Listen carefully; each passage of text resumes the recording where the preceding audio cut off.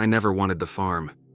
It wasn't a dream of mine to inherit a rotting piece of land at the edge of nowhere, surrounded by nothing but miles of cornfields and dense, suffocating woods. Yet, when my uncle died, the land passed to me, whether I wanted it or not.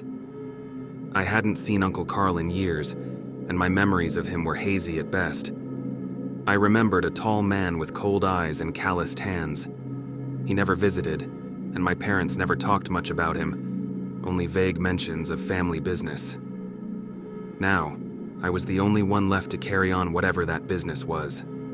Hollow Creek Farm. The name itself felt like something pulled from an old ghost story, and the drive out there did nothing to settle my nerves. The road grew narrower and less maintained the closer I got, with the trees closing in like claws scraping the sides of my car. By the time I reached the farm, the sun was setting behind the hills, casting the fields in long, dark shadows. It was beautiful in a strange, eerie way.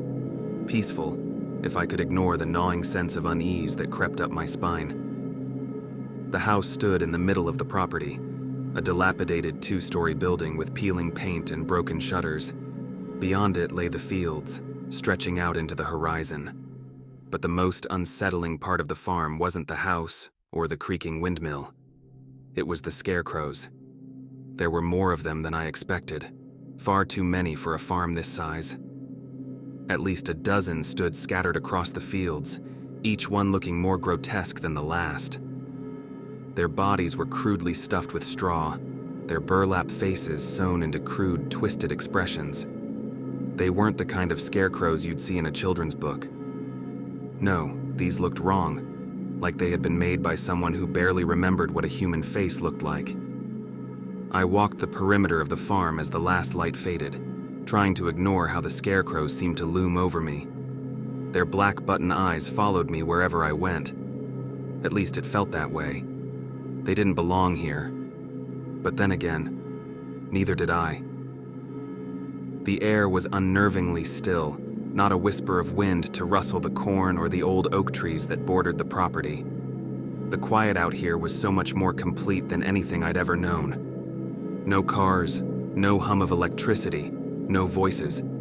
Just silence. It was the kind of silence that makes your ears ring, as though the world was waiting for something to break it. I'd heard whispers from the few people I passed in town. Hollow Creek had a reputation, a bad one. When I mentioned the farm, the old man at the gas station gave me a look that made my skin crawl. "You staying at the old Carl place?" he'd asked, raising an eyebrow. "Ain't nobody been up there in a long time. Best keep to yourself come sundown. The fields out there, they play tricks on you at night." He didn't elaborate, just handed me my change and muttered something under his breath that I didn't catch. I tried to shrug it off, thinking it was just small-town superstition. But standing there on the edge of the fields, staring out at the rows of corn and the motionless scarecrows, I wondered if I should have listened a little closer. It was getting late, so I headed inside the house. Dust choked the air as I stepped in, and the floor creaked underfoot. There wasn't much left. Faded furniture, a cracked mirror, and a smell of mildew that clung to the walls. Upstairs, the bedroom was sparse but livable. I set my bag down on the old bed and sat by the window, looking out over the fields. The scarecrows stood silently, their silhouettes barely visible in the dim light of the moon. I tried to shake the feeling that something was wrong. It was just an old farm. I was being paranoid. Maybe I wasn't used to the isolation, the quiet. Maybe I just needed sleep. But as I lay in bed, the sound of silence was deafening, and when I finally closed my eyes, I could still see them, the scarecrows, standing out there in the dark, watching. The first few days on the farm passed slowly. I tried to settle into a routine, wake up, check the fields, attempt some half-hearted repairs on the house. But every morning, as I stepped outside, I couldn't shake the feeling that something was off. The scarecrows. At first, I thought I was imagining it. I mean, they're just straw and cloth, right? Inanimate things, placed out there to keep the birds away. But every time I went outside, they looked different. Slightly. Their positions in the field seemed to shift ever so subtly. Maybe it was the angle of the sun or the way the shadows fell, but I could have sworn one was closer to the house one morning. Not by much, just a few feet. Another had its head tilted in a way it hadn't been the day before. I didn't want to think too much about it, so I chalked it up to me losing track of where they were. I mean, who really pays attention to scarecrows? I had bigger things to worry about. But the unease gnawed at me. Each night as I lay in bed, I started hearing noises. Not the normal creaks of an old house, no. It was something else. Whispers. Faint at first, almost indistinguishable from the wind. But there wasn't any wind. I lied there, heart pounding, trying to convince myself it was nothing. The farm was playing tricks on me, just like the old man at the gas station had said. The isolation was getting to me. I hadn't seen another person in days, and my mind was filling the void with nonsense. I kept telling myself that. Until I heard the footsteps. The first time I heard the footsteps, I was already on edge from the whispers. I'd been lying there, my body stiff as a board when they started. Soft at first, barely more than a gentle thud on the ground. My heart stopped. I told myself it was just an animal, maybe a deer wandering through the corn. But as they grew louder, more deliberate, I knew those weren't the footsteps of any animal. It was the steady, measured tread of someone walking just outside my window. I lay there, frozen, listening as the footsteps moved around the house, slow and deliberate, circling. My mind raced. Maybe someone was on the property. Maybe I wasn't alone out here after all. But then, the footsteps stopped. I strained my ears in the silence, waiting for something, anything. But there was nothing but the oppressive quiet. I didn't sleep that night. The next morning I checked the yard, trying to find any sign of the intruder. Nothing.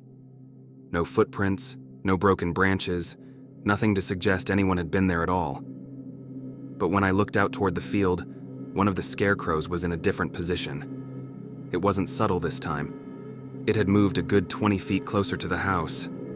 My breath caught in my throat as I stared at it. Its head was tilted toward me, the burlap sack forming a grotesque semblance of a face, the black buttons for eyes glaring my way. I stood there for a long moment, my mind trying to rationalize what I was seeing. There was no way it had moved. That was impossible. Maybe someone had come onto the property and moved it to mess with me. That had to be it. I couldn't think of another explanation that didn't make me sound insane. But as I walked through the fields later that day, something gnawed at me. An uncomfortable truth that I didn't want to face. I was the only one out here. There wasn't anyone else to move those scarecrows. That night I lay in bed again, waiting. My stomach twisted in knots as I strained to hear the slightest noise. I told myself I was being ridiculous, that there was nothing out there. But deep down, I knew. And sure enough, sometime after midnight, the footsteps returned. This time they were heavier, closer. I shot upright in bed, my heart pounding in my chest. The steps were right outside the window now, slower, more deliberate than before. I swallowed hard, sweat trickling down the back of my neck. I didn't want to look, didn't want to confirm the impossible. But I had to know. I crept out of bed and moved to the window, careful not to make a sound. The footsteps stopped as I approached. Slowly, I pulled the curtain aside just a crack, enough to peer out. Standing in the moonlight, no more than 10 feet from the house, was one of the scarecrows. Its head was cocked to one side, as though it were watching me. The buttons sewn into its burlap face reflected the moonlight like dead, empty eyes. Its arms hung limply at its sides, but I could see the way the straw stuffed inside shifted and sagged, as though it had been worn down from movement. For a long, agonizing moment, we stared at each other, the thin glass of the window the only thing between us. It didn't move. Not while I was looking at it, anyway. I backed away slowly, my chest tight with terror. I wanted to run, but where? If the Scarecrows were alive, what could I do? No one in town would believe me, and I'd have to go past them just to leave the farm. I was trapped. The next morning, I found the Scarecrow back in its original place, standing stiffly among the rows of corn like nothing had happened. But I knew better now. This wasn't a coincidence. This wasn't just in my head. They moved at night. They watched me. My hands shook as I inspected the area around the house. I found something I hadn't expected. Footprints. Large, deep impressions in the soft dirt near the back door. My blood ran cold as I traced the steps back toward the fields. They stopped at the edge of the corn, right where the Scarecrow stood. I tried to convince myself it was some kind of prank. Maybe someone had been out here the whole time, sneaking onto the property while I slept. But as I knelt to examine the footprints closer, I noticed something that made my stomach lurch. The prints weren't human. The shapes in the dirt were twisted, malformed, like something trying to mimic human feet but not quite getting it right. The toes were too long and the indentations were irregular, as though the thing that made them was shifting as it moved. Panic gripped me. I needed to leave. I couldn't stay here anymore. The warnings, the whispers in town, it was all starting to make sense. There was something wrong with this place, something cursed. I hurried to the car, fumbling with the keys, my hands slick with sweat. The car sat parked near the barn, where I'd left it a few days earlier. I should have left the moment I heard those footsteps the first night. But now, I was going to get out. I didn't care about the farm, or my inheritance, or whatever strange history this place had. I just needed to get away. I unlocked the door, jumped into the driver's seat, and jammed the key into the ignition. It didn't start. I turned the key again. Nothing. No click, no rumble, not even a flicker of the dashboard lights. The car was dead, completely lifeless. No, no, no, I muttered, slamming my hand against the steering wheel. I popped the hood, got out, and lifted it, hoping it was just something simple. Maybe the battery was loose or the engine had overheated. But as I stared down at the engine, my heart sank. The battery was missing. Who or what had taken it? I stepped back, shaking my head. Someone was trying to trap me here. That was the only explanation. But there was no one around. I hadn't seen a soul since I arrived at the farm. No one would have even known I was out here. Except for them. I looked toward the fields, where the Scarecrows stood still in the distance, their twisted forms barely visible in the afternoon haze. I felt their presence, a malignant weight pressing down on me, watching, waiting. I had no way to leave, no way to call for help. The landline was dead, and there was no cell signal for miles around. My car was useless, and the nearest neighbor was too far to reach before nightfall. I was completely isolated. Trapped. That night, I barricaded the doors.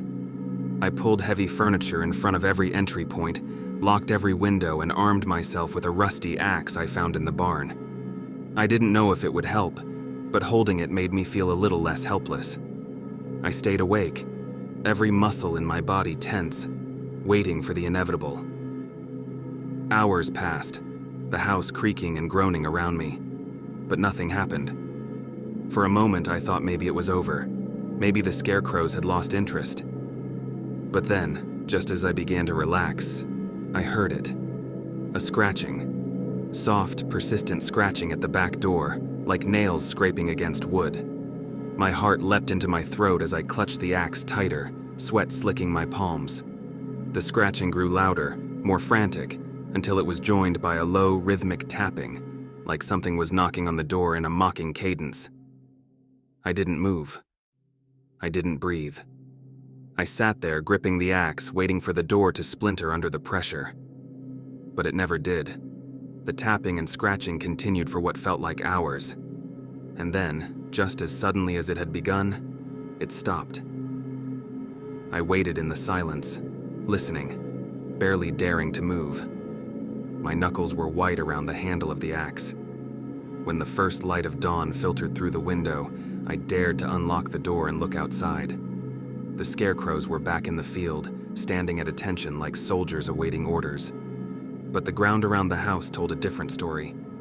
Deep grooves ran across the back door, long and jagged, like claws raking down the wood. I stood there, staring at the damage, my heart pounding. I wasn't imagining this, I wasn't losing my mind. The Scarecrows were trying to get inside. I didn't know how long I could keep doing this. Every night the noises grew louder, the scratching and tapping more insistent. Every day I found new signs of their presence, footprints in the dirt, strange symbols carved into the wooden beams of the barn, and the Scarecrows, always back in their places by morning, like nothing had happened. But they were moving closer. Little by little, they were closing in on the house. I barely slept anymore. My body ached from exhaustion, but I couldn't let myself drift off. I couldn't let my guard down. They were waiting for me to slip up, to let my defenses fall. One night, after another restless evening spent sitting by the window, I decided to confront them. I couldn't just wait for the Scarecrows to break in. I had to do something. I had to fight back, or I would go insane. I spent the day preparing. I found a can of gasoline in the barn and doused the fields with it, drenching the corn stalks and the Scarecrows. If they were going to come for me, I was going to make sure they burned for it. I set up traps around the house. Old bear traps I found rusting away in a shed, and some barbed wire that had been rolled up in a pile in the barn. I didn't know if any of it would work, but I had to try something. When night fell, I stood on the porch, holding a box of matches in one hand and the axe in the other. The moon hung low in the sky, casting long shadows over the fields. The Scarecrows were barely visible now, just dark shapes at the edge of the corn. I waited. My pulse pounded in my ears, my breath coming in short, shallow bursts. Minutes passed, then hours. Nothing. Maybe I'd scared them off. Maybe they wouldn't come for me tonight. I let my guard down for just a second, and that's when I heard it. A rustling in the corn. I spun around, my heart in my throat. The corn stalks swayed violently, parting as something moved through them. My hand trembled as I lit a match, holding it to the gasoline-soaked field. Flames erupted, roaring through the dry stalks in seconds, illuminating the fields with a hellish glow. And then I saw them, moving through the fire, untouched by the flames. The Scarecrows. They were running now, sprinting through the burning field with a speed and grace that shouldn't have been possible. Their limbs twisted and jerked unnaturally, straw spilling from their bodies, their button eyes reflecting the firelight like smoldering coals. I stumbled back, dropping the matches as I raised the axe. They were coming for me, and there was no stopping them. I stood frozen on the porch, gripping the axe like a lifeline as the Scarecrows closed in, their movements jagged and unnatural, yet horrifyingly fast. The fire I'd set had done nothing to stop them. If anything, it had made the scene even more nightmarish, the flames casting twisted shadows that danced across their malformed bodies. They didn't slow, didn't hesitate, even as the fire licked at their straw-stuffed limbs. It was as if they were made of something else, something immune to the rules of nature. I backed into the house, slamming the door and jamming a chair under the handle. My heart was pounding in my ears, a relentless drumbeat of terror. I had nowhere to go. I couldn't run. The car was dead. There was no way to call for help. I was trapped. The first blow came against the front door, a heavy thud that rattled the walls. I flinched, backing away, clutching the axe tighter. Another thud. The door groaned under the pressure, the wood splintering around the edges. I could hear them out there, their footsteps scuffling around the perimeter of the house. They weren't just trying to break in. They were surrounding me, cutting off any chance of escape. I couldn't stay in the house. They'd get in eventually. I had to make a move. Without thinking, I ran for the back door, threw it open, and bolted into the yard. The fire had spread, lighting up the entire sky, and I could see them clearly now, figures moving through the smoke and flames, their button eyes reflecting the fire in a way that made them look almost alive. They turned their heads in unison, locking onto me as I fled. I made it to the barn, slamming the door behind me and latching it with shaking hands. My breaths came in ragged gasps, each one a struggle to keep the rising panic at bay. I had the axe, but what good was it against something that didn't bleed, didn't feel? My mind raced. There had to be something, anything I could use. And then I remembered the bear traps. They were rusted, ancient things, but they were my only chance. I grabbed them from the corner of the barn and set them by the door, their jagged teeth ready to snap shut on anything that came through. It wasn't much, but it was all I had. I backed up into the shadows, watching, waiting. The barn door rattled. The Scarecrows were here. The first one pushed against the door, its grotesque face pressing up against the small window. I could see it clearly now, illuminated by the distant firelight. The burlap was torn and frayed, its smile stretched unnaturally wide, the buttons sewn into its face crooked and uneven. It looked like something out of a nightmare, and it was looking straight at me. The door splintered, and the first Scarecrow stepped through, its twisted, straw-filled limbs creaking with each movement. It didn't hesitate, walking straight into the trap I'd set. There was a loud, sickening snap as the trap clamped shut around its leg. But the Scarecrow didn't make a sound. It didn't scream. It just kept coming. I swung the axe. The blade sank into its torso with a wet thud, cutting through the straw and fabric, but still it moved. I pulled the axe free and swung again, this time taking off its head. The Scarecrow crumpled to the ground, a pile of straw and burlap, unmoving. I didn't have time to breathe before the next one was on me. It lunged through the door faster than I could react, its straw-stuffed hands reaching for me. I barely managed to raise the axe in time, the blade catching it in the side and sending it staggering back. But they were relentless. For every one I knocked down, another took its place, moving with that same eerie, unnatural speed. I fought like a madman, swinging the axe wildly, but I was losing ground. They were too many, too fast. I stumbled back, tripping over one of the fallen Scarecrows, and fell hard against the floor of the barn. The wind was knocked from my lungs, my vision swimming as I tried to scramble to my feet. But before I could move, I felt it. A cold, straw-filled hand closing around my ankle. I kicked out, panic surging through me, but the grip was too strong. I was dragged across the floor, my nails scraping uselessly against the wood. I twisted, swinging the axe in a blind arc, and managed to catch the Scarecrow across the chest. It let go, falling back into the pile of straw and limbs. I stumbled to my feet, gasping for air, my body screaming with exhaustion. I couldn't keep this up. There were too many of them. I was going to die here, torn apart by things that shouldn't even be alive. But as I turned to run, I saw something that stopped me in my tracks. At the far end of the barn, hidden behind a pile of rotting hay bales, was an old wooden trapdoor. I hadn't noticed it before, hadn't even thought to look. But now, in the chaos of the fight, it seemed like the only way out. I ran for it, throwing the trapdoor open and dropping into the dark space below, just as the barn doors burst open behind me. The Scarecrows poured in, their button eyes gleaming in the firelight, but I didn't look back. I couldn't. I slammed the trapdoor shut above me and stumbled into the darkness. The space beneath the barn was damp and cramped, with barely enough room to stand. I moved through the narrow passage, feeling my way along the rough stone walls. The air was thick and musty, filled with the smell of mold and decay, but it was quiet, mercifully quiet. I didn't know where the passage led, but it didn't matter. As long as it was away from them, away from the Scarecrows, it was enough. I stumbled forward, my legs trembling with exhaustion, and eventually found myself in a small, underground chamber. The walls were lined with old wooden shelves, and in the center of the room stood a large, weathered chest. It looked ancient, like it had been there for centuries. I hesitated, my heart pounding in my chest. I didn't want to open it. Something about the chest felt wrong, like it was hiding something I wasn't supposed to see. But I had no choice. I needed answers. With trembling hands, I lifted the lid.